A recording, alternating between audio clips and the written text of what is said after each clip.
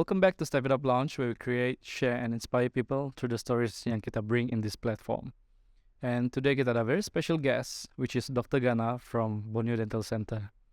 And in this episode, we will be sharing about the dangers of fake braces, fake veneers, and kepentingan menjaga oral health dengan betul. And of course, at the end of this episode, we will announce one special announcement about giving back to the society, especially in this festive season of Keamatan, which is all about unity, gratitude, and giving back. Myself from Stef It Up Lounge and Dr. Ghana from Borneo Dental, we will be organizing a program for people to get the smile they deserve.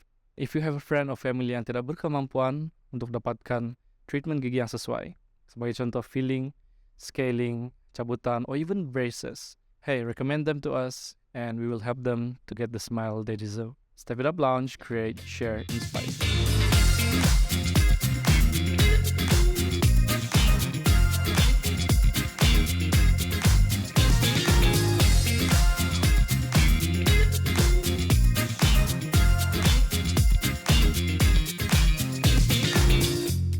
Today we have Dr. Ghana in the lounge in the podcast. Hello guys. Hi. Yeah. Hi. So a bit of introduction. Dr. Ghana is dentist in Borneo Dental Centre and Farm Square Dental Clinic in Center Point. And we are actually, the reason that kenapa Dr. Ghana here is to just spread awareness about oral health. And I think it's a very important topic these days, especially. Ramai orang yang tidak tahu pasal the importance of taking care of your oral health. Ada yang kasih biar lama-lama karang gigi itu kan. And then diorang tidak tahu bila actually mau. You know, because I have a friend yang dia ada this karang gigi. What do you call karang gigi? Calculus. We call it calculus, yeah. And he kept that for 2 years. So I think that is why it is important that we are here. Not to just discuss about the importance of spreading this awareness that oral health is related to kita punya overall health of the body. Okay. Yeah. So, I mean, that's the reason lah. So, thank you so much for coming here, for being here. Thanks, Stef, for giving me this opportunity. But before we start, yeah, sure. A disclaimer first. Yeah. That yes, I am a qualified dentist. I'm not a specialist in any field in dentistry. You guys can take me just as a dental advocate. I'm here with Stef to empower public on awareness regarding dentistry, just to create awareness on topics of dentistry, things that, people laymen should know, and, together we grow knowledge on dentistry, But whatever advice that we share here should not be taken as a professional opinion or advice. In any circumstances, every person has a very unique oral condition, oral health. So they should seek professional guidance. You guys can take our advice, of course. But then if you have an issue or if you want like a treatment or something, you should seek a professional guidance before getting a diagnosis done. Yeah, for sure. Okay? That's a disclaimer so that you know. Yeah, okay. So let's go on. Yeah. Yeah, okay. So that was a bit of introduction from your side. And boleh kah, Doctor, probably mind sharing about maybe where did you serve before? Mungkin pernah di Sabah or Sarawak, anywhere. Okay. Yeah. I'll make it very brief because we have a lot of things to talk about. Sure. So actually I came to Sabah. I actually chose to be posted in Sabah. Very interesting because through my journey of undergraduate, I happened to meet a lot of special people who came from Sabah, and then they impacted a lot of positive things in my life, I had one lecturer who actually, after every slide of a lecture, she put in one image of a famous destination in Sabah. So every time then she was like, keep encouraging us. And after my undergraduate, while waiting for posting, I happened to be friends with few Sabahans who worked in Semenanjung. And all of them said that, nothing like Sabah. Wow. Like nothing. Like, if you're given a chance to go back, would you? Yeah, I'm just waiting for my contract to be over. I want to be back in Sabah. So I chose to be in Sabah for my posting. And my first posting was in Telopit. I chose to be in Klinik Pergigian Telopit. And after that, I was also briefly working in a hospital, the Duchess of Kent, Sandakan. Oh. And yeah, now we run a homely practice in KK, Kota Kinabalu, with my partner, Dr. Puan, in Borneo Dental Centre. Wow. Yeah, that's awesome. So that's been the journey so far. How long were you in Sandakan? So in Sandakan, briefly, less than 6 months. In Telopit, about a year. and then I left and ventured into private practice. I left government and I ventured into private practice, and I was traveling back and forth Peninsula and Sabah, and finally I set up a practice here in 2020. Oh, okay. Yeah. So let's say about 3 years in Sabah, Yes. practicing in Sabah. Yeah. So in that period of 3 years, right? What do you think about the people's oral health over here, like Sabahan punya oral health? I I mean, from what you see, what do you think? I would say generally Malaysians we still lack certain awareness. Generally, we still lack certain awareness. But I would also say there are motivation. If you really talk to a patient, you make them understand that this has to be done. This is how it should be. Then I can see motivation from them, in an effort to keep their oral health perfect. But I think it's a matter of awareness, and there are also certain myths associated with dental, oral health, and all this stuff that which we will of course discuss in the podcast. But I would say generally, yes, the awareness is still a little lesser. So let's say like 1 to 10. What do you think? I mean, factually, I don't have the number. I mean, for sure, because from my experience, I mean, it's important also for us to know about this. I mean, me coming from Keningau, maybe some of my friends are not aware that they should be taking care of their oral health. So I think let's just put like this, like 1 to 10. What do you think about the awareness of the people over here? I would say, if you want facts I don't have. Yeah, sure. From my personal experience, I would rate it about 5 out of 10. I'm not sure if it's Sabahan or Malaysian, but we have some form of periodontal disease, meaning that we have some periodontal, meaning that we have some form of gum disease. Or gum disease. That's a fact. Yeah, we have to check. If of course if I happen to be wrong, then I'll be sure to sure put So gum is gusi gum. Gusi, yeah. Gum. So penyakit gusi lah, basically. Yes. So gusi is basically a complex structure of your tissue, your bone as well. So what happens ultimately, apa yang akan berlaku bila kesihatan gusi makin merosot, paling maksimum kita akan hilang gigi. Oh ya. Jadi punca utama kehilangan gigi adalah disebabkan oleh penyakit gusi. Bukan, it's not because of gigi berlubang. That's not the punca utama. I see. Punca utama orang hilang gigi terpaksa dicabut adalah sebab kesihatan gusi merosot. Because gusi yang keep your teeth, yes, isn't it? They hold your teeth. Yeah. So when they become big, so there are many signs. You see inflammation. It starts as simple as bleeding gums. Right. Yeah. Of course, I'm not a specialist, but then these are some of the things that you can look into when you suspect yourself of having a periodontal disease or gum disease. You start having bleeding gums, and then some people they start having the teeth becoming more shaky and all that, and those are all the signs that your gums are not healthy.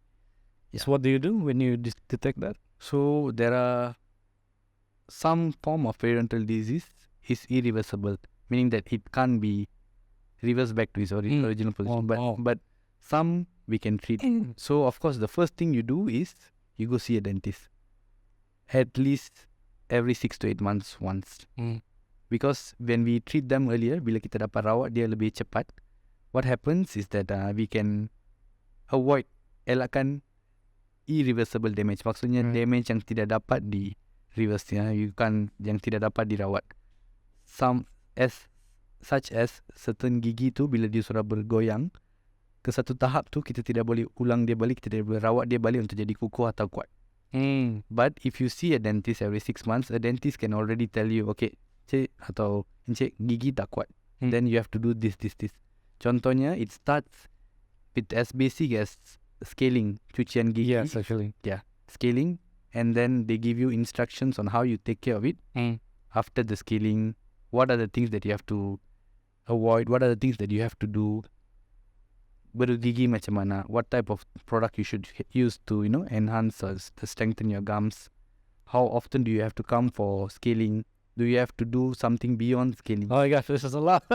Yeah, banyak. So actually, so all this can only be done if you come and see a dentist 6 months once or 8 months once. If you want to go and see, like you said, one of your friend saw a dentist like 2 years once, it's sometimes it's very saddening because I see a lot of young patients, probably in their 30s or late 20s, had to remove their teeth because they have been, living with a form of periodontal disease or a form of dental disease for a long time, goes unnoticed, and when they come, it's too late. Too late for solve. One issue with gum disease or periodontal disease is that it's not very, it doesn't display or exhibit, dia tidak menunjukkan kesakitan atau something that is severe in most of the times. It's a very chronic problem and it goes unnoticed for a long time. So you don't feel any pain? You don't feel anything that is acute, maksudnya like an emergency. No, it doesn't happen that way. So people choose to neglect. Choose to neglect, or people don't, because it's not disturbing their daily routine. It's not disturbing, but you don't until you lose your tooth or teeth, you don't realize how serious the problem is. Just a long time back when I started in dentistry, we used to see a lot of patients coming in and just we encourage them to get it filled, save your tooth, and they just want to get it removed, especially in government services. That's sad. Just remove. Yeah. So one of my senior doctor told me that if your nail is chipped off, you don't go ahead and cut your finger. True. But why do we treat our teeth differently? Why do we, when you have a cavity, you want to remove them? There is always a way to fix them first before a professional decides or advises you to remove them. But this is the perception on how we look at things. True. Because a lot of dental problems it's like a silent killer. It goes unnoticed for a long time until suddenly one day you have an issue and it's too late. So and then I think this is from what I read somewhere online probably. If you have like calculus karang gigi, and then when you brush, if it's bleeding, that's one sign that you need to do scaling, isn't it? Yes, if your gums are bleeding, it could be many reasons why your gums are bleeding, but one of the common reason of gum bleeding is sign of gum disease. We call it gingivitis or gingivitis. Gingiva meaning your gums, and gingivitis is early form of periodontal disease. Gum disease. Right. Tetapi karang gigi tidak akan hilang from brushing. Yeah, for sure. Because initially, what happens? You eat something, your bacteria takes that food, breaks it down, and then creates a byproduct which is a plaque gigi, which is still soft, and kita panggil tai gigi lah. Okay.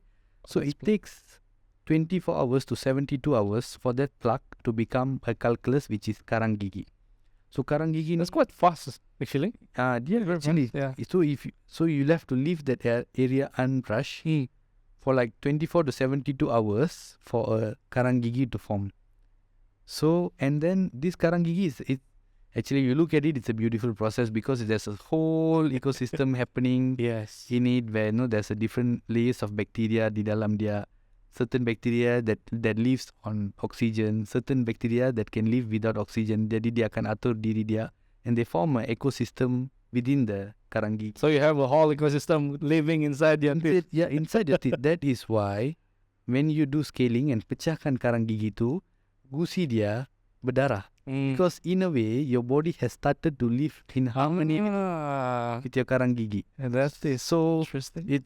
It's not good. Definitely it's not good. But then, it's a process that has to take place, that can only take place if you leave it unclean, or you did not brush your teeth for a certain amount of time, or you did not brush that area with a good technique a certain amount of time for the calculus to form. Once calculus is on, then you can't brush it away. Dia memang karang batu sudah. Batu sudah. Jadi the only way you can remove them is untuk pergi jumpa doktor gigi, dan doktor gigi akan buat suatu prosedur yang kita panggil scaling, atau cucian gigi, dan melalui cucian gigi kita akan pecahkan karang gigi itu dan keluarkan. I think I have some already now. Yeah. What's the thickest calculus you have ever did? You want to put it in probably I've seen 5-6 or I can't really gauge. That's very thick. Yeah, that's very thick. Yeah. How long did they think he kept it or she kept? Some of them, they never went to a dentist for 10-15 years. I don't blame them, because of course it's a matter of awareness. Sure, yeah, definitely. Yeah, and it's not I wouldn't say it's related to socioeconomic as well. Somebody can be educated and somebody can, and then they still, because of the stigma attached to dentistry, but the pain from scaling or the discomfort from scaling drastically reduces if you go to dentist frequently, because we don't have a lot to clean if you come regularly. Yes. Yeah. So, and yeah, calculus karang gigi is actually formed by minerals in your air liur. Batu-batu mineral from your air liur berkumpul dengan plug gigi, they form calculus. Yeah. Right. And what are the like stigmas are these days? I mean, for me, from what I know, it's like oh, it's going to the dentist is painful, like, and then it's probably expensive, this and that. Okay, I can't speak for experience. Yeah. And probably the patient have had experience, but what I can say is that dentistry has evolved drastically over the years, and painless dentistry is a thing now. Probably I've had a lot of patients that come into a practice, and even those who were not treated by me, or even when they have seen another dentist in other parts of KK or other parts of Malaysia, they come and they tell me that, doctor, the treatment was painless, I'm okay. So it's usually associated with a childhood trauma, meaning that you were small and you were brought to a dentist, and then that something happened. Probably you went there with the pain, and then yes, the removal or something was done, and then there's a trauma associated with and that subconsciously models you to believe that you subconsciously have anxiety. It has to be painful. Yeah, when you enter a hospital, you smell that, you get an anxiety. Yes. Nobody can explain that, but then you have it. Even I myself, as a dentist, I walk into a hospital, I still have, when I smell those whatever smell of hospital, like the hospital smell, basically. Doesn't mean that it's associated with. Yes. We are gonna be. It's gonna be a painful experience to me, but then it's just subconscious. We have been modeled in it. Yeah. But what I can tell is that dentistry now is has drastically evolved to make the experience more comfortable for the patient, because that's the utmost thing now. Patient should be comfortable. That's the number one thing. Actually, yeah, true. Yeah. Then the rest follows. Yeah. And patient will always have rights to choose to do the treatment or not lah. Yeah. So that's their call. I have a lot of friends who are afraid to go to the dentist, and because of this and that. And what you have mentioned just now, actually, they don't realize it, but actually that's what they are kind of going through. They're scared because they cannot explain. Yeah. So anxiety is usually you are scared of something that you don't know. Yeah. You cannot identify what's scaring you. Yeah, but you're already anxious about it. Yes, true. And what do you think about braces? So braces. For braces in layman term is a device, or is a form of treatment that we do to a patient or patient obtain in order to correct their dental alignment. Generally, I'm speaking. This is not some dental theoretical factual definition by book, but for layman, this is what we tell patients. For you to correct your alignment of your teeth, or if you have spacing, we correct that. If you have crowding, braces have a lot of other uses as well. Why we do braces? Of course, one is malalignment, meaning that you are not happy with the arrangement of your teeth. Okay, malalignment. Malalignment means the alignment is not. That could be in the form of crowding, meaning the gigi berlapis. It could be in the form of spacing, maksudnya ada jarak di antara gigi. Or it could be in the form of gigi all aligned tapi gigi dia ke depan, like we call jongang, or gigi bawah dia. Testing like this, right? So gigi bawah ke depan or gigi atas ke depan, or all the things, So it's all comes down to some form of malalignment. Right. So we align the teeth using braces. Okay. So if you ask me, a professional would advise against braces for those who don't need it, because it's a treatment you put patient through a process. If they don't really need it, we don't have to advise them to wear braces. Right. So braces should not be a fashion statement. That's number one. It should not be, because it's a treatment. Those who require can get braces done. Those who don't should not get braces done. A professional will be able to advise accordingly. It's like getting glasses. There is a difference between a fashion glasses and a corrective lens, Yes. So if you have an issue, if you have far-sighted and all that, you get a corrective lens that will solve your issue.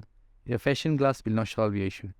So issue is that people tend to, when they want to do it for fashion, they tend to pivot towards a non-professional pathway, in the form of fake braces. So fake braces, like, because I saw a lot of people also, they see these ads on Facebook, on Instagram, and then they saw this like pages. Okay, we offer you braces. Okay, atas saja pun boleh. 200 ringgit for you. Come to my house, I fix it for you. Bawah saja pun boleh, another 200. And then you just come for review. Okay, like 2 months once, gitu. So all of this, like, these are cosmetic people, like beautician. I mean, not to say wrong about them lah, but some of them they don't have this like awareness, or they don't have this knowledge about what braces. Why should people use braces? They just, I mean, the mindset is just, okay, style. Okay. So like I said, highlight, braces should not be a fashion statement. Yeah. It's a form of treatment. But for those who are wearing braces, we make the experience more appealing to them, or more comfortable to them, because they are wearing braces. We don't want them to be feeling, non-confident with wearing braces. But then if you don't need braces, you should not wear them. It should not be a fashion statement. Issue with fake braces, you have many issues that come along. Because to start with, if braces can only, in Malaysia, braces can only be done by a qualified dental professional, meaning that you should be registered under Malaysian Dental Council. Right. So you should have undergone a certain MDC. You should have undergone a certain years of training, and then you should have worked a certain years, and then for you to be qualified as a dental professional. And only dental professional can do braces. No one else. Full stop. There's no argument. There's no gray area to it. And what are the drawbacks, danger of fake braces? So what happens when a non-professional does braces? The number one issue that we are all worried about is, of course, the infection control. The infection, because if it's a clinic, every instrument that we use on one patient is clean, sterilized, and then only then after we have made sure that there is no bacteria, virus, or any form of microbes on those instruments, only then we use it on another patient. And you have a special machine for that? We have a special machine. We call it autoclave. For layman, it's like a steam machine. The temperature can go up to 124, 130 degrees Celsius for you to kill even the slightest spores of microbes. Okay. So that it doesn't go and infect the next person that we use the instrument with. So this, for us to obtain an autoclave, or for us to obtain license to use a sterilizing unit, we have to own a clinic. It has to be in a clinic setup. The license can only be applied through a dental professional certificate. Okay. So whatever that's being done outside the clinic or being done by a non-professional, you don't get. I'm not sure how they do the sterilization, but that's a concern that anybody seeking those treatments should take. I mean, I think it's obvious that they don't have that machine, because, as we said, you have to go through a process. Professional, yeah. And then imagine some of them are even providing home-to-home service. So where do you get the time to clean your instrument? Do you even clean your instrument and all that? Yeah. So worrying. Yeah, it's almost as same as sharing needles. Exactly. Until a few years back, number one transmission cause of HIV was sharing needles. Yes. So it's almost the same. And then it's not even HIV. There's hepatitis, which is 50 to 100 times more potent than HIV, which could lead to liver damage and all that. There are many other infections, virus, bacteria, that could be transmitted from one person to another. And you don't know who was the person before you was treated. And then these people go around house to house and do it in the salon. You don't know how. It's all a matter of hygiene, but it's hygiene can be fatal. Very fatal. Yeah. Yes. And what else? What else? So number 2, no proper diagnosis will be done, because before braces, as a standard practice, we take 2 types of X-ray. Basic. I don't want to go into the jargons, but we need X-rays, and then we need their models, and we have to take a mold of the patient's teeth. We have to study their teeth before we decide what treatment can we do to the patient. We already have some amount of theory, some research done on the treatment plan, so we follow that. And these research are done by the professionals and specialists in the field. So we follow that. With a non-professional, no treatment plan. They just tell you, okay, you nak kasi, you want to make your teeth straight, nak kasi gigi kau straight, you do this. Pasang terus. Pasang power chain. Some people can go. Big power chain. Yeah, go and request for power chain. Like, power chain should not be used for all the patients on all the stages. There are certain stages for you to use. Sorry to use jargons, but people who have indulged into this topic, they know what's a power chain. Yeah. If not, I think you can just show what's a power chain is. Yeah, Sure. So that's one thing. Treatment planning. So with poor treatment planning, if the patient has a gum disease and they wear braces, the teeth can go haywire mobile. Probably you end up losing your teeth. Like all of the teeth. Whatever teeth is mobile, That's bad, man. all of your teeth is a possibility as well.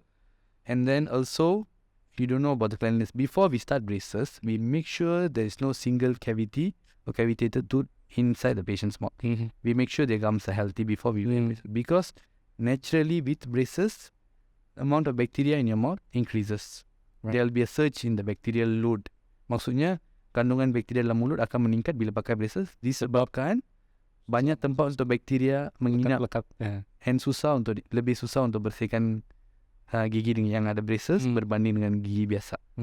So we make sure, as profession, make sure that patient can comply with good oral hygiene. Patient don't have tiada apa-apa gigi berlubang, tiada apa-apa masalah gusi sebelum pakai braces. So that kalau dia ada gigi berlubang, mungkin lepas dia pakai braces, gigi berlubang tu akan bertambah teruk dan dia terpaksa cabut gigi dia. Atau masalah gusi kalau ada lepas pakai braces, gigi tu akan bergoyang. All this the non-professional will not check because they don't have the knowledge. They don't even know. But even if they claim to know, for you to check the credibility, that is why we have all these certificates and professional qualifying and agent bodies and all that. So that's one thing. Also, there can be certain abnormalities or associated with your oral condition. Like setengah orang boleh ada gigi yang terbenam dalam tulang, atau boleh ada Terbenam dalam tulang, maksudnya ada gigi masih di dalam. masih belum tumbuh. Keluar lagi. So orang macam tu kita tidak boleh pakai braces dulu. Sebab dia akan berlanggar bila dia pakai. Gigi akan mula bergerak. Akar gigi tu akan berlanggar dengan gigi yang terbenam dalam tulang. And then what happen if berlanggar? Two things can happen. Satu, boleh menyebabkan sakit. Okay. Satu lagi, gigi yang di dalam mulut yang sudah tumbuh tu, akar dia boleh resorb. Maksudnya dia boleh damage, boleh meresap atau dia boleh bergoyang. Okay. So all these things we take into consideration. We professional, we make sure all these things is filtered. Only if the patient is fit for braces, then we go ahead. So kalau ada gigi terbenam, kita perlu ada beberapa step. Kita perlu buat surgery untuk keluarkan gigi terbenam. A non-professional can't do that. So Yeah, so they won't even take X-ray, so they won't even know ada gigi terbenam. So just go ahead until it's too late. And then dia akan cakap, okay, tak apalah, cabut je braces, and then your treatment is done. and then by that time your teeth probably sudah bergoyang-goyang. Irreversible. That's why I said irreversible. And then when you go to the dentist have to say when it's irreversible, then apa boleh buat lah, cabut semua. Yeah. That's Cabut bad. braces, or apa boleh buat, whatever lost is lost. We try to help as much as we can. That's why I think the importance of awareness, if you salah buat decision one time, buat fake braces, that one decision you did, you will suffer for the rest of your life. True. Yeah, the damage. Also, the whatever material being used, we have a standard quality on what are the things that we should use. Every single bracket that is placed on a patient's teeth, maksudnya setiap braces yang kita letak, they have a certain value to it. Maksudnya gigi depan hanya boleh bergerak certain angle. Jadi setiap bracket tu ada certain limitation of the movement atau certain kita panggil tip and talk. Maksudnya dia ada kawalan pergerakan. So the angles or Angles of the bracket kan yang kamu letak. Yeah, so only a professional knows which bracket to place on which tooth, or whatever that you're doing. And then even the wires that we use should be of a standard. Yes. Should have a quality, because you're putting it inside your mouth. It should be rust resistant. It should be good. Should be compatible with your body. And there are so many other things to consider before, even the cement that you use. So all these a non-professional will not consider, because also this is a matter of credibility and being accountable. Kalau klinik ada masalah, you can come to the clinic. We are there. Responsible. Yeah, we are there. We will fix the problem if there's any for you. One of the biggest issue with braces that is common is bracket tercabut, wire mencucuk. if as a clinic, we are there to solve your problem. What would you do with a non-professional who is just, doing treatment in a hotel and then Cabut. then when you're calling him, next to me, he's not picking up. Yeah. I've had many patients, dia ada start doctor, dia datang hotel, dia buat rawatan. Lepas tu, bila kami call, tidak jawab. Rawatan. Dia rawatan. So, like I said, this is a matter of awareness. Nobody's at fault here. Yeah. Until maybe probably people are watching this, until today, they wouldn't have known that braces can only be done by professional. So now this podcast is about awareness, and we want to be able to educate. True. So the number one thing, so I've covered most of the thing, I believe, rather the issues with fake braces. Also, your situation can become worse and all that. Yes. How do you detect? How do you see whether it's fake or like real braces, like fake braces? Can you? Okay, for example, you see somebody is using a braces. Can you already tell? Oh, that's a fake braces. Can you do that? Most of the time we can. Oh, can or can't? We can. The type of the material being used, and then when do they use? Because we have a certain rules or things to follow in braces, and with non-professional they don't follow that. It's a bit of jargon, but also when we ask patients and the patients tell the kami buat di sini and all, we most of the time we can find out. Also the way that the bracket is cemented onto the teeth, and macam mana cara cement, macam mana, because they don't have certain instruments to clean. Kadang dia ada gigi berlubang, akar teruk pun dia kena pasang braces. So a professional will not do that. We will not start braces with all these other, because we have a sequence of treatment on how to do things. How about so this is from a professional point of view. How about lay people? Can lay people? No, it's difficult. Difficult. So some don't even know that it's not the doctor who's treating them, because they claim themselves to be the doctor. So they don't even know that, the patients don't even know that the person who's treating them is not a doctor. So because these are a matter of awareness, and so let's talk about how do we detect, identify basically. Identify if it's not the doctor.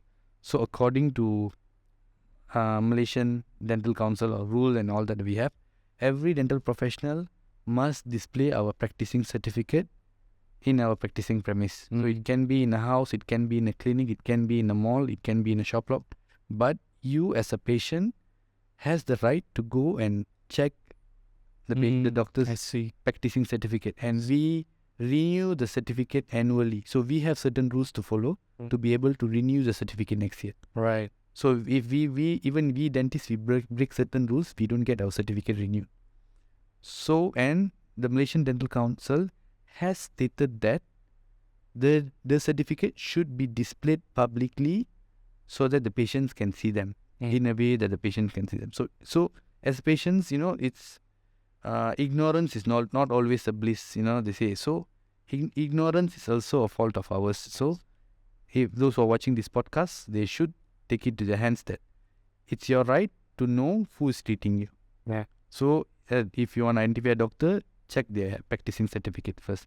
Also, a doctor should have a permanent practicing place. Like if you are getting a treatment done, it should be in a clinic. It should not, if they are offering home-to-home service, that's a red flag, right? Yeah, that's a big red flag. If they are doing treatment in a hotel, big red flag. If and then also if it's in a house, you should also check that is there a proper signboard, and is it being renovated like a clinic and all that. Like Borneo Dental it's a house, it's a homely clinic, right? It's homely, but then we have certain specification to follow. Yes. A certain way how the signboard should be displayed, and certain way how the clinic should be renovated. We have certain specs. So because I've heard fake dentists or fake braces are being done at home as well. So patients should also check all this before they confirm if it's a real dentist. Or you can always ask, are you a real doctor or real dentist? And then decide. So let's recap a bit. So a few things for somebody to make sure that the place that they go is a real dental clinic. So one is the certificate.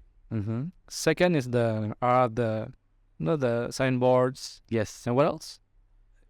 Of course, the treatment has to be done on a dental chair. Okay, dental chair. Without dental chair, no touching patient. That's our. I see. So if it's being done on a saloon chair or a normal regular chair, barber chair, no. It should be a dental chair. It should be a dental clinic. It should be a dental chair. So these are the ways how you can check. and how the instruments are being sterilized and all that. But these are a bit complex. Yeah, because you cannot really see what's going on at the back, right? Yes. And I think one more thing about braces. So when somebody is doing braces, for me, before this, I didn't have the awareness of like how to do braces, what are the process of doing braces. So when somebody told me, oh, you should go get a braces, the first thing that I'm scared of is, oh, mesti kena cabut. Saya takut kena cabut gigi. So that. Okay. So removal, cabutan gigi, dia sebenarnya bukan untuk semua orang. Only those who really need removal, we remove. Even that, we can choose to delay the removal until a later stage. Ataupun buat cabutan pada hari pertama atau bulan pertama. Kita boleh pilih. I see. Tapi bukan semua patient perlukan cabutan. Jadi untuk itu, memang dia kena datang cek dulu. X-ray. Kena ambil X-ray, kena buat treatment planning, kena kira ruang dalam mulut dia ada berapa. We have to take a lot of factors. We have to take pictures. Kita kena tengok profile dia. Kalau tarik gigi, cabut gigi, muka dia boleh terima ke tak cabutan tu. Akan nampak berusia ke tidak. There are so many factors to consider. But one thing that I can say is that cabutan gigi kepada orang yang sudah pakai braces, dia lebih mudah berbanding dengan orang yang berbanding dengan cabutan orang biasa. So if you have had trauma dengan cabutan sebelum pakai braces, you cabut gigi because of other issue, and then you are trying to associate that with what you are that you are going to have the same experience when you wear braces, is not the same. Sebab bila kita pakai braces, gigi ada sudah bergerak sedikit. Jadi it's a bit easier to remove. Also with braces tooth that we remove, dia tak sakit atau dia tidak bengkak. Jadi removal of such tooth is usually less painful. But of course, sebelum cabutan gigi, kami akan pastikan gigi itu kebas dan kawasan. Most of the time, my patients, they don't even realize the tooth is out. But I'm not saying that this is a general. Sure. I'm sure a lot of dentists nowadays, even we have a lot of seniors in KK, they do similar extraction. I'm just saying that the dentistry has evolved so much. Dia sudah modern sekarang. Most of the time kita tak rasa pun cabutan tu berlaku. Jadi sudah keluar ke doktor? Things like, because it's braces, it's loose and yeah. But then some patients we remove before we start braces. Even for them, we won't do it if it's painful. Kita akan pastikan dia betul-betul kebas baru kita keluarkan. So like jarum.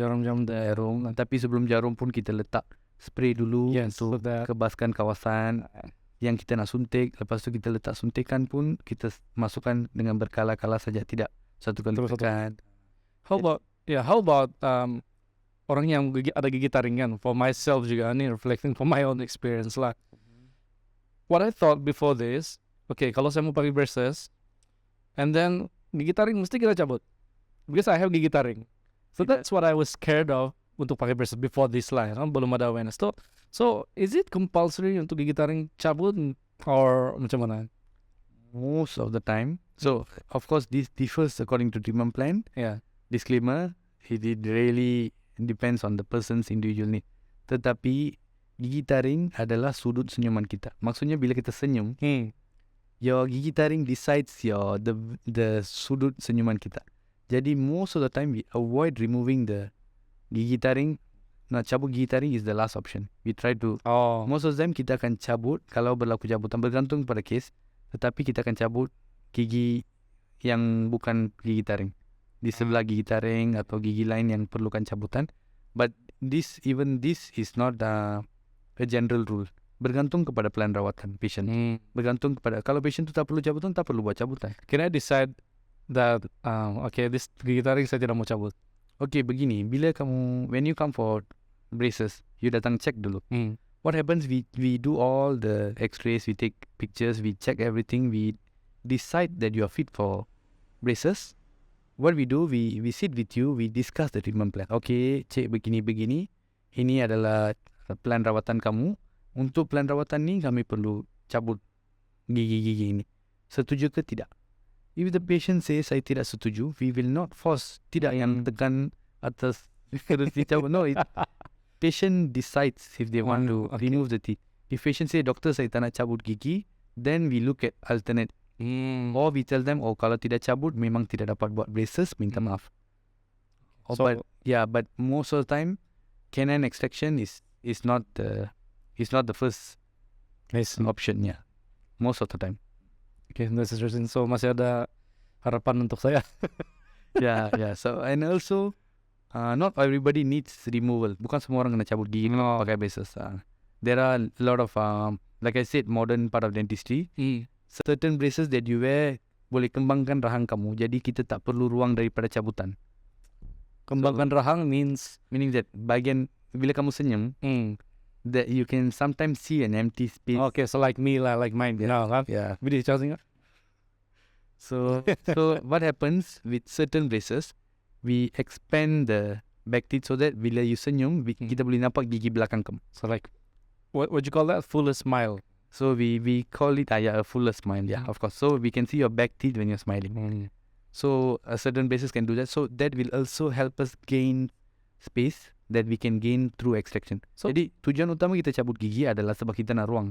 Gigi berlapis, tiada ruang nak atur gigi. Jadi kita keluarkan gigi, dapatkan ruang itu untuk atur gigi lain. Okay, so what's the name of the braces to get a fuller smile? So this particular brand that I know is DAMON. We call it DAMON. It's a patented technology. So these DAMON braces in certain patients can help expand the jaw to get a fuller smile. Okay. So that will also give us space in some patients that we can try and avoid extraction. We can put a link and then so patient can go and study about it. Yeah, it's called DAMON, DAMON, DAMON, DAMON braces. Yeah. Okay guys, kalau kamu mau fuller smile, now for me, what do you call this? What smile is this? Kalau macam ada empty spaces. We call it buccal corridor. Buccal corridor. Yeah. So the corridor sini. Yeah. So we see a bit of dark space there. Yeah. So that with braces, DAMON braces, we can try and reduce whatever space that's daripada gigi kepada pipi dalam. Yeah. So macam fuller smile lah basically guys. Yes. Yeah. How about clear aligner? Does it give you fuller smile as well or? So with clear aligners, we can design what outcome would you want. Oh, macam tu. What outcome? What are your what would you like to change about? And clear aligner pun, of course, dia ada banyak jenis, and then from the premium brand, and then from affordable, and dia ada banyak. So what you want, you tell the doctor first. We check your situation, we check your condition, we tell you, okay, I've done your plan. Untuk ni, we can try and achieve, kita boleh cuba achieve a fuller smile in your case with aligners. I will tell you, yours, it's already expanded. There's no more room for expansion, or there's a lot of other factors that prevent. So we'll be honest about it. Tapi it's a two-way communication. We discuss back and forth before we decide with the treatment. Do you have clear aligners as well? Yeah, we do clear aligners in Borneo Dental Centre, and clear aligners is a modern way, or it's a newer method of aligning your teeth. Because I think guys see it's transparent macam. Yeah, dia macam retain. Yeah, if people have worn retainers, like a clear plastic material, maybe you guys can show it, the comparison between braces and. So it's just, you just click them, and then it's like a plastic material, you click into your teeth, and then it helps with the alignment, and then when you want to eat, bila mau makan ke, bila nak berus gigi ke apa, keluarkan saja, makan, berus gigi, lepas tu boleh pakai balik. So when a patient starts, we will plan for them for the next 1.5 year, 2 years, we will have, kita akan ada dalam 20 set ke 30 set ke untuk dia. Jadi 2 minggu dia akan pakai satu set. Lepas tu dia buang set tu, dia pakai set lagi satu. So the newer set becomes more and more aligned. It aligns your teeth as you move on to the next and following week. That's awesome technology. Yeah. So it's the best part is that it's custom made for you. It's made for your smile. It's custom made for you. And what comes, the comfort that comes with it is a different level, because with braces a commitment. Yes. Because it's wires and metals and all that. With aligners, you remove them anytime you want. Probably you have a party you want to attend, you remove them and you can go attend your party and then come back, and it's very, very discreet and almost so we call them invisible braces. Yeah, actually invisible braces. Yeah. Wow. I mean, I would love to have Pakai clear aligners. So clear aligners is a thing now, and everybody is free to come over for consultation, and then we can always advise them. But of course, as professionals, not every patient can wear aligners. Oh, I see. Okay. There is certain limitations, of course, and so we advise the patient: would you need aligners? Would you need braces, or which is suitable for you? and we let the patient choose. Okay. I think one of the most like hot topics these days kan, experience juga based on my experience. I mean, I have few friends. I mean, I have kenalan kan. And then from my own experiences, okay, I think generally lah kan, kalau saya lay people, I'm not the dentist. Lepas tu I see one person and then another person, I tend to look at the teeth bah, they smile kan. I mean, all of us do lah kan. That's the like the whole to your soul. That's what they said. Yeah. Macam you smile dan terus nampak. And then I did like secara tidak sengaja comparison. Macam this guy too white, macam extra white, not natural white, and then this another person dia natural white lah. So I think macam dia not natural, and then I think this is a fake veneer gitu. Okay. I mean, so it's a very macam banyak orang yang pakai fake veneers these days, and actually you can terus tell that fake veneers. Tapi what people don't know is the danger of that, the drawbacks of using that and everything. Okay. So coming back to macam the fake braces just now, it's awareness. Yeah, it's a matter of awareness. Yeah. Because okay, so maybe we'll have to talk about what is veneer first. Oh yeah, for sure. Who don't understand. What's veneer? So veneer, pull up some image. I'm gonna put it in a very difficult spot. So veneers are basically shells, like a layer of shell that you cement on top of your teeth to change the way how your teeth looks like. So it's a very famous procedure that's been done for a long time now. But then in this part of the world, it's a bit new. A bit new meaning that I'm saying that we have been catching up for the past decade. But then Hollywood smile, we call it Hollywood smile. So it's been a thing overseas for a long time. So when you say Hollywood smile, it's basically veneer on all your front teeth, upper lower. So they do veneers, and some top dentists in UK charges up to £40,000 for your Hollywood smile. We call it smile makeover. So you change everything about the person's smile. I mean, in terms of how their teeth looks like. So we place tiny shells on each of their tooth surface and change the shape and the color of the. So so what happens? This thing should be done by a professional, of course, because of all the things we have discussed before, because of the hygiene matter, sterilization, and then how we diagnose if a patient needs veneer or not, or do they need to wear braces first before veneer, or do they need to settle other issues first? Because let's say, Stef, you have a leakage here. Okay. Your wall is leaking, and then your paint is coming off. Okay.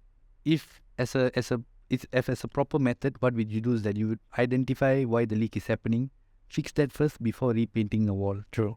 So what happens with fake veneers that the wall is leaking and you go and paint it. Terus kasih paint saja. So what happens? That thing is either there's gonna be the leak is going to go and develop within your walls and probably cause you more damage later, more cost later, or the paint is gonna come off after some time. Yeah. So with veneer, it's almost the same analogy that we're talking about. Before we start veneer with the patient, if the patient katakanlah gigi depan dia berlubang, kita akan tampal dulu gigi berlubang tu. Kita akan bersihkan bahagian gigi yang rosak, tampal dulu baru letak veneer on top. Okay.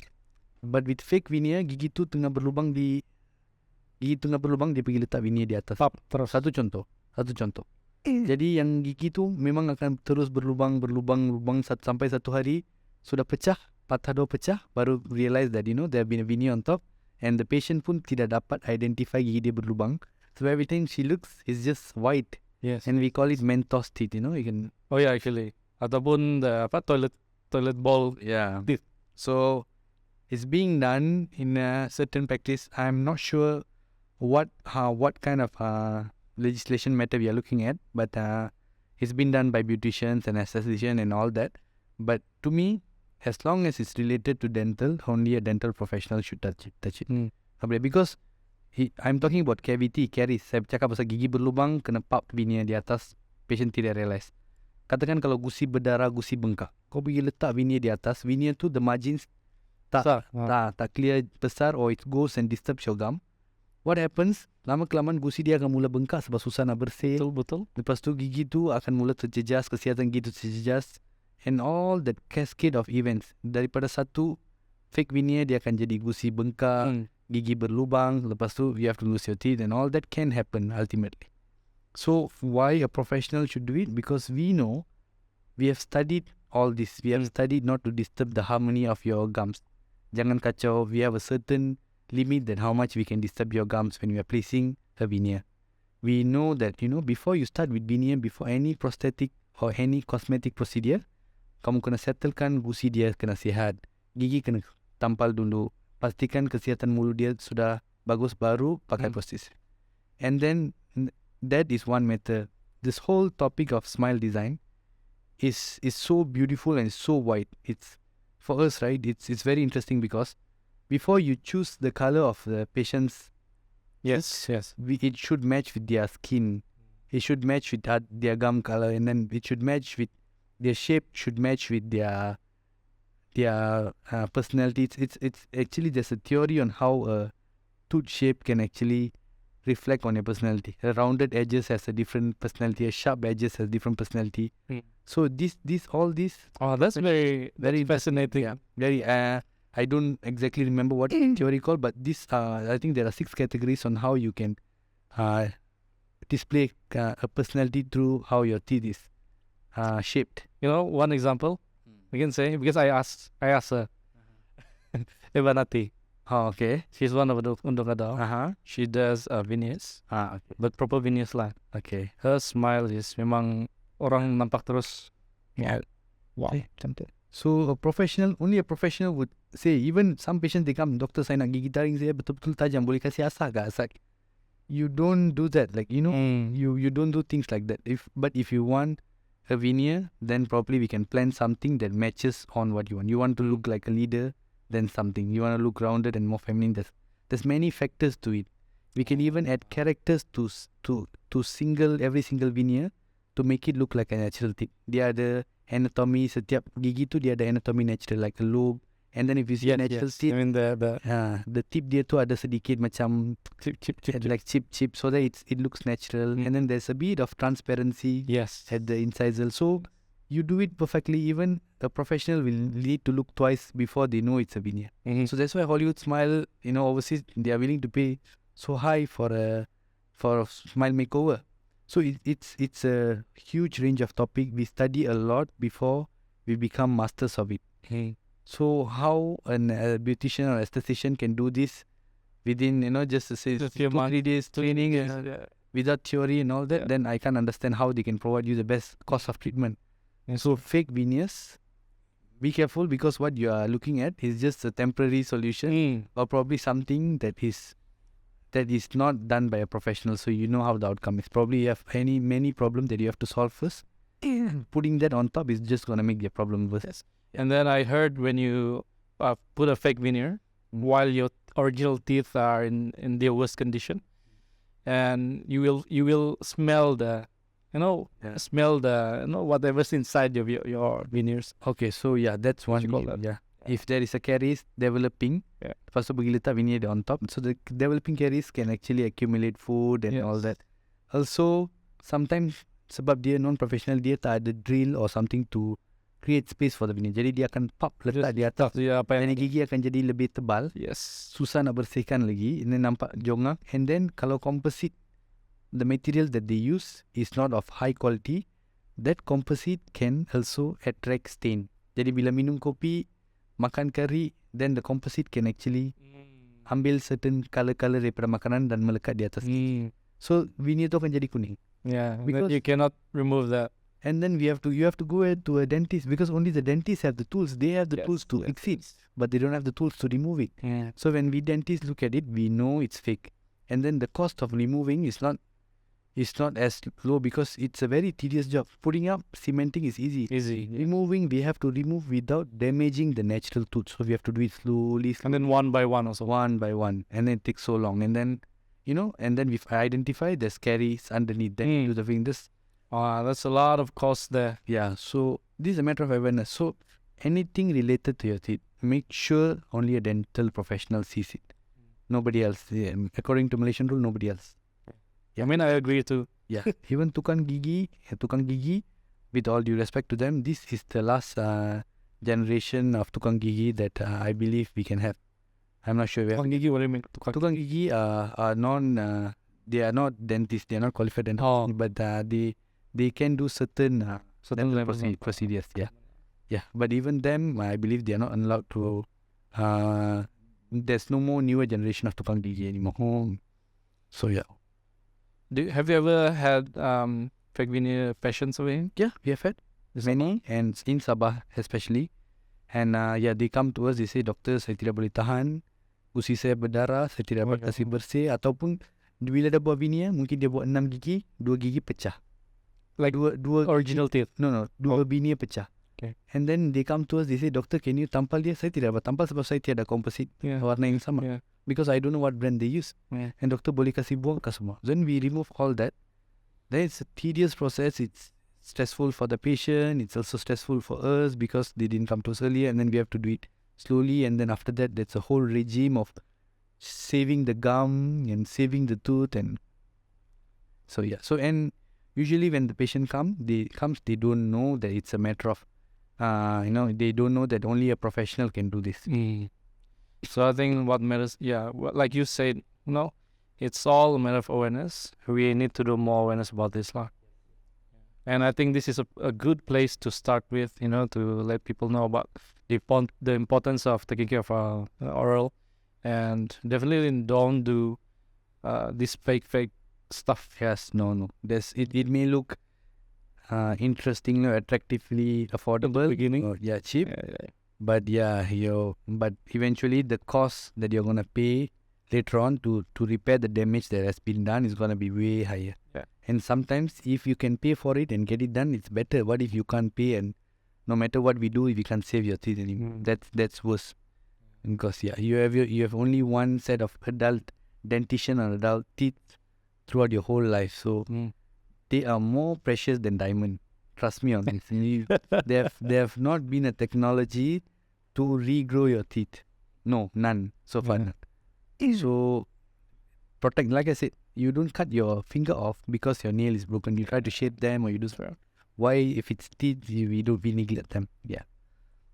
I went through this few videos online. I saw these videos online, and then he has 40 years experience as a dentist, and he speaks at TED Talk. And then what he said was, he shared his story about his cases, and what he did was, okay, so he had one patient, a girl, and then this girl, so not her patient initially. So this girl went to a medical doctor, and then she has a pus over here, pus, and then every time that she went to the doctor, and then the doctor will say, we give her antibiotics. So 3 times she goes there, just same thing. Give her antibiotics, and then she went okay for a while, and then she came back, similar things. And then the doctors are asking, why is this happening? And then she went to a dentist, and then this dentist found out that she has infection over here. So this is what's causing her pus. It's all related. Wow. Okay. Yeah. So what do you say about that? Because from this, what I see is, once you have your dental, whatever's happening in your mouth is related to your overall health. Yes. So of course, oral health is the mirror. We call it the mirror to the general health of your body. There are many research that has been done to find the relationship between oral health, or how your oral health is, that can lead to many systemic diseases yang boleh menyebabkan banyak penyakit lain di dalam badan, ataupun penyakit lain di dalam badan is manifested in the form of oral disease. Maksudnya, so you have a form of disease, but it's actually showing up in your mouth as a symptom and all. So research have shown that some form of heart disease. So biasanya if it's oral disease kan, contohnya periodontal disease, penyakit gusi. Okay.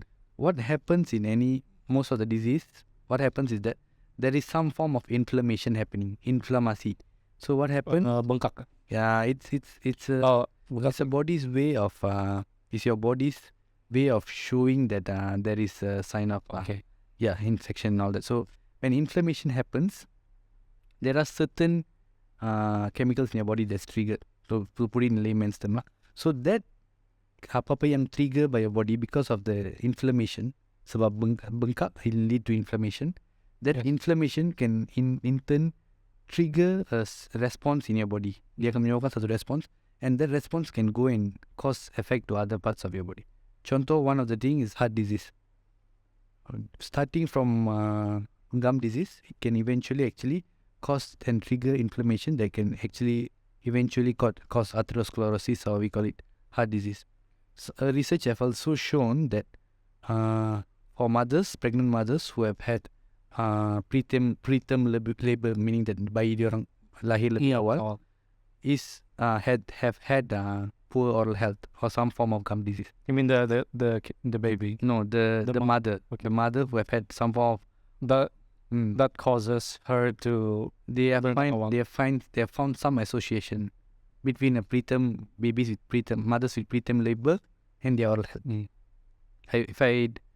I'm not sure what is the name of the bacteria, but I think it's Fusobacterium, something like that. So also there are many other diseases like diabetes is also manifested through your oral health, and your oral health is actually a mirror to your general health. And then this guy juga, but he explained it in a very lay people punya understanding lah, you know, when you have infection over here in your teeth, and then there's nanah inside, and this nanah, instead of kalau dia keluar, maksudnya everything, all the bacteria comes out, which is good lah, but then if it's kalau dia pecah di dalam, so all of this, it will go to your bloodstream, and then this bloodstream will go to your heart, it will pump to your whole body, and eventually it will go to your heart again, then everywhere, and then it will cause cardiovascular. Anyway, it could be a cascade of you. It can even reach to your brain and cause infection of your brain. So like it can cause cardiovascular disease, stroke, because of the lack of probably blood, whatever lah. I'm not a person to really explain that, but that's how I understand it. So it could, there is a possibility for your oral infection to lead to more serious issues, like brain infection or lung infection, or cardiovascular. There is a possibility. Of course it is, because infection, if it spreads to your blood, it can actually reach anywhere in your body. True. So I mean, what would you recommend for people who tidak mau ataupun jarang-jarang pergi dentist, There's no other way around it. You have to see a dentist 6 to 8 months once, or at least annually, 12 months once. You have to. You can't run away from it, because we have evolved. Humans have evolved in certain way that our lifestyle has changed, the food we take has changed, and our body is not evolving accordingly to our lifestyle changes.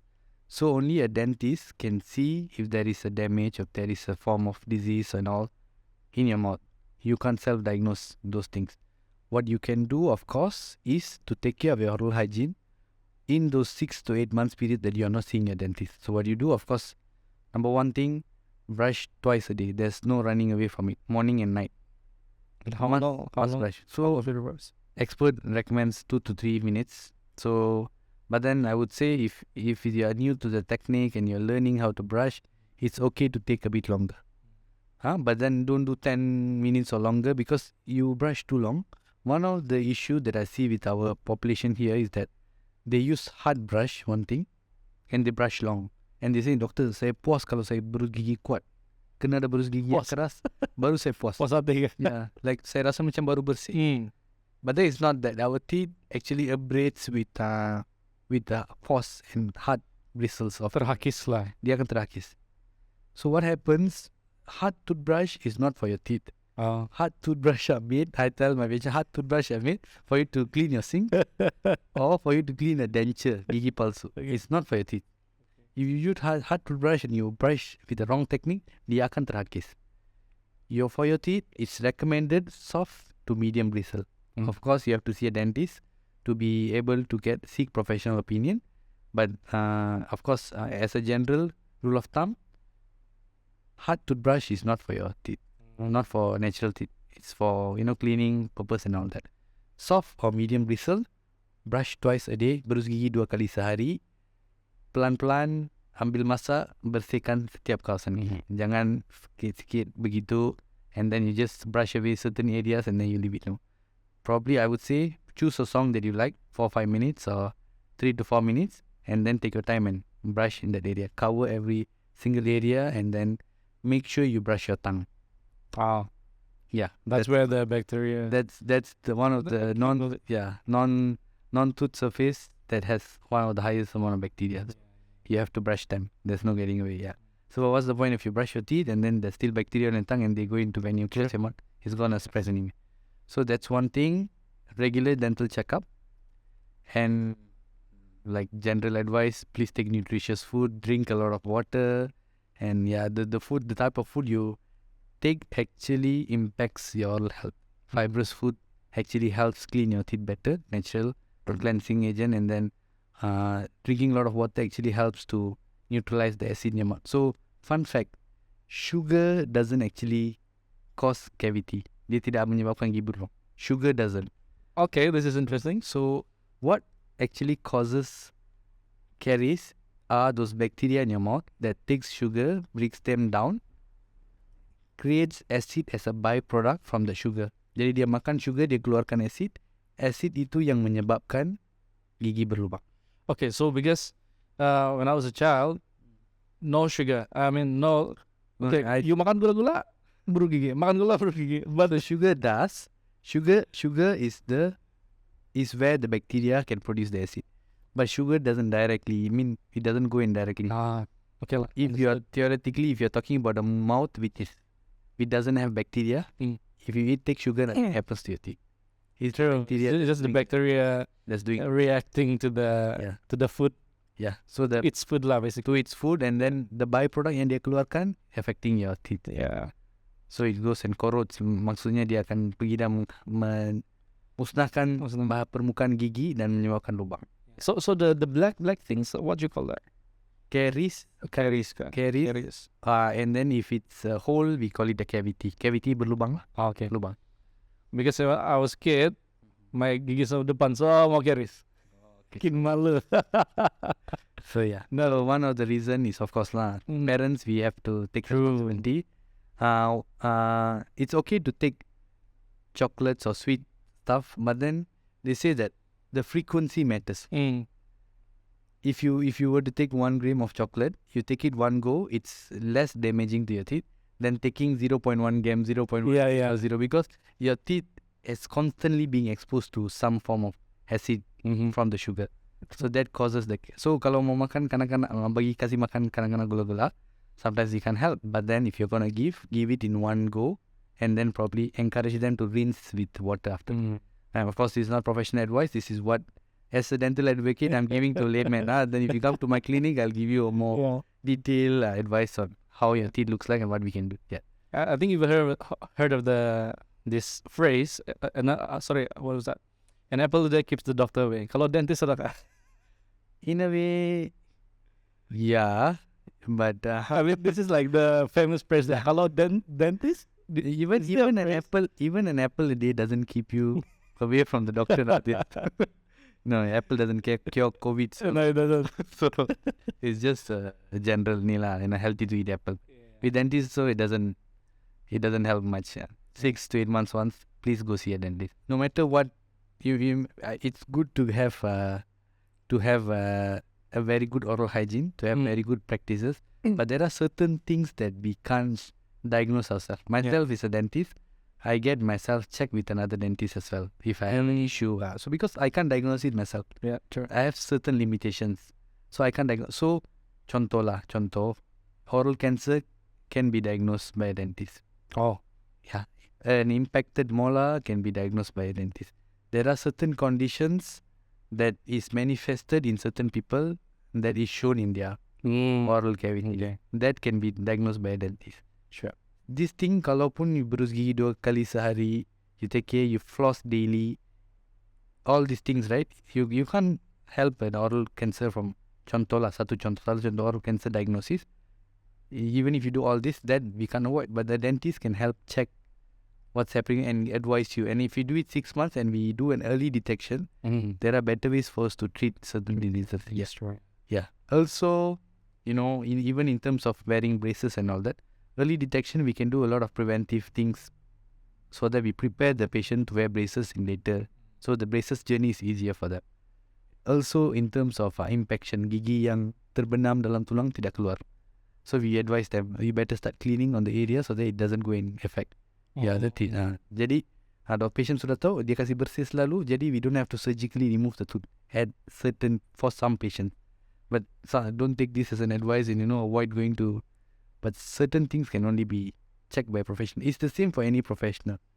Yeah, I mean, it's the same. Even for medical professional why do we do deliveries in hospital nowadays, Why do we choose to do delivery in the hospital? Kenapa tidak? Because professional help, there is a certain guarantees that professional can help you with. Sure. Yeah. And yeah, I mean, you said that certain professional have to, because when you do this, I was thinking, labor. But this kan bidan terjun and everything kan. So I was said di handle oleh bidan terjun. Oh, really? Ya, bukan di hospital. Oh, really? Wow. Yeah. Okay. So I think that you shared a lot about how to take care of our dental health, oral health. And then I think the most important thing to note today in this episode is awareness about fake braces, and then about veneers. And I think it's very important, especially for us today. I mean, especially for Sabahans juga ramai yang tidak tahu. Even luar Sabahan, Sarawak. And recently I saw on Facebook, they are openly advertise this braces punya service and display people with. So I think it's very important for us to share this knowledge over here. Yes. Also, if it's about the pricing, the myth is that the price at a professional proper dental clinic is more expensive than a non-professional or fake braces place. But if you go and compare the price and you check it out, probably you get more benefits and more care and probably a better price at a dental clinic, because you never check, you don't know. Sure. But from last time I checked, I believe we have around 100 clinics around in Sabah or so, more. But why out of all that we go to a fake dentist? I think as a starters, we should actually encourage getting checked at least. Getting checked if you want to do the treatment or not. Kalau takut ke apa, tell the doctor, saya tak nak buat apa dulu, saya nak check dulu.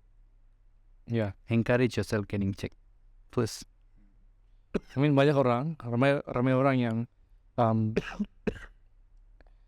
I think we mentioned this in the beginning of this episode.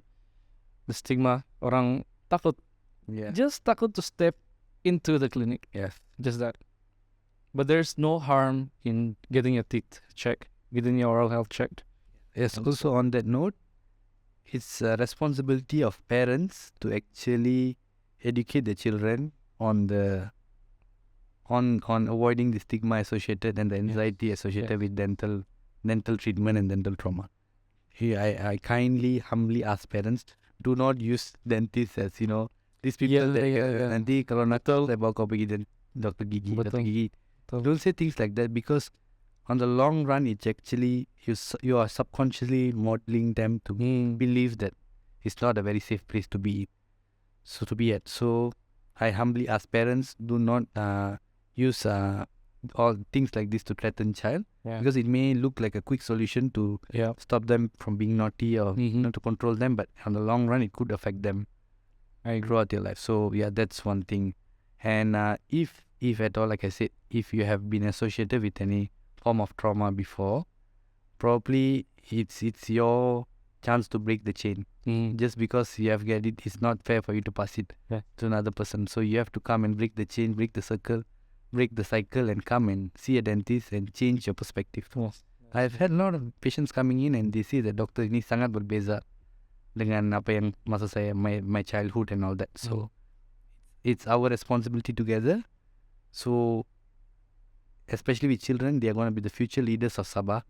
So it's important that our future leaders actually have a perfect set of teeth, a better smile, or at least an optimum oral health. So we work towards that. I agree. And thanks so much for the advices. Yes. Yeah. And actually, it's Kaamatan season. It's already Kaamatan season. But before that, ada fog. Oh, really? I got it. Okay, sorry.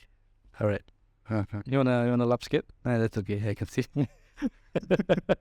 Right. So this is a very exciting year. We say Kamatan, and then I'm blessed lah to be Mr. Kamatan, and then to be able to bring Dr. Ghana over here. And the purpose of this of this opportunity over here is definitely one, to share awareness about importance of our oral health, and we want to make changes. Yes. And then the meaning of Kamatan itself is to have gratitude. It's about unity, gratitude, and to giving back to the society. Yes. Extending our generosity to the to the society. Yeah. Yeah. So I have an announcement to make. Dr. Ghana along with Borneo Dental Centre and Palm Square Dental Clinic in Center Point. Yes. Together with Cabut Mirror Production over here with Stef Lounge, we want to announce a very special program. We call it. So it's a program called Share a Smile. Yeah. So with Stef we are collaborating with Stef to provide pro bono treatment to those who are in need, who don't have access to dental care, or in some ways will need treatment but are not able to get them. We will provide pro bono dental treatment to them. One patient every month. Our staff here will help screen the patient and do screening from our clinic as well. And we'll choose one patient to get a pro bono treatment done every month. One patient until the next Kamatan.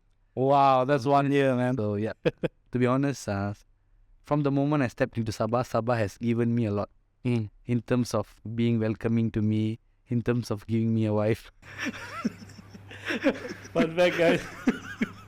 So it has been always a very welcoming and very happy experience in Sabah. I never chose to go back to even when I got a job in Peninsula, I told them only if you let me come back to Sabah, I'll take Sabah. So I think it's time for us to give back to those who are in need. So it's both of us will be working together on that, and we try to provide treatment to at least those who need. And then if at all there's other dental clinic who would like to join the effort, then we will come. They can contact Stef. Exactly. And untuk kalau dalam bahasa Sabah, apa maksud pro bono, dokter? Pro bono adalah rawatan tanpa charge. Rawatan tanpa charge. So like a charity, something like charity. Yeah, so basically I think it's a very sangat initiative yang sangat bagus, especially dengan musim Kamatan ni kan. Yes. It's all about giving back to the society, and thank you so much Dr. Ghana. No worries. Oleh sebab this is a generous move, and then dengan untuk bantu orang yang di luar sana mungkin ada masalah gigi tapi mungkin tidak mampu untuk dapat treatment yang sesuai. Jadi contoh treatment adalah sebagai contoh filling, tampalan cabutan, scaling, or if we can go, even if they need braces, contoh. Yeah, so we try to do what they need, and we try to do it without a charge. Yeah, and kalau kamu di luar sana yang mau untuk apply for this Share a Smile program, hey, contact Step It Up Lounge, and you can share your story lah. Yeah, you can share your story, or kenapa or somebody close to them that, so kalau mau ada kawan kan, diorang ada kawan yang mungkin tidak mampu dan memerlukan, sebenarnya sangat memerlukan, boleh recommend orang dengan Step It Up Lounge over here, dan kita akan sama-sama work together lah, itu pilih yang sangat sesuai, dan diorang boleh share diorang punya story. Yes. And their names will be in our list to help them lah. Thank you so much. Thanks Steph for providing this platform. Yeah, most welcome. For us to be able to share and create awareness, help others at the same time learn from each other. So and hopefully the Share a Smile. Thanks for letting me share. Yeah, for sure. And thanks for allowing me to collaborate with you. And hopefully we bring more smiles to the society. Yeah. And I'm very happy to be a part of this program, because Step It Up Lounge is all about sharing to others, to inspire people, and then make changes to the lives of people. That's great. And thank you so much for supporting this idea, and huge opportunity to be able to be working with you. Thanks, Steph. Yeah, okay. So hope to see you again. Yeah. More podcasts related to dental, and for sure we can bring more awareness. Yeah. I learned something tonight that I didn't know before, and I'm sure they learned something from this episode tonight. Yes, I hope so. Yeah. Yeah. Hi, hello guys. I am Dr. Ghana from Borneo Dental Centre. So myself and Stef have been talking on dental related topics, and you can catch this episode coming Monday 8 p.m. on Stef It Up Lounge YouTube. Step It Up Lounge, create, share, inspire. Bye.